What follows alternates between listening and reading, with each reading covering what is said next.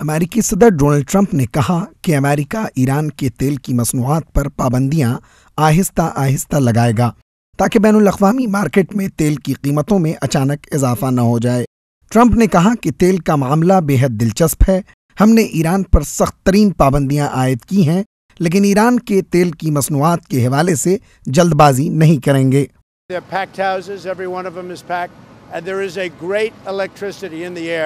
I don't know if you report it that way, but there's a great electricity in the air, like we haven't seen, in my opinion, since the 2016 election. So something's happening, we'll see, but I think we're going to do very well, and you're going to have 3 very exciting stops. गुज़िश्ता rose America की तरफ से Iran पर इक़्तिसादी पाबंदियों का बाकायदा इतलाक़ हो गया। कई ममालिक से अमेरिका ने कहा कि वो ईरान से तेल खरीदना बंद कर दें, वरना उनके खिलाफ भी पाबंदियां आयद की जाएंगी। ताहम अमेरिका ने 8 ममालिक को इन पाबंदियों से छूट दी है ताकि वो वक्ती तौर पर ईरान से तेल खरीद सकें, लेकिन उनका नाम नहीं लिया गया।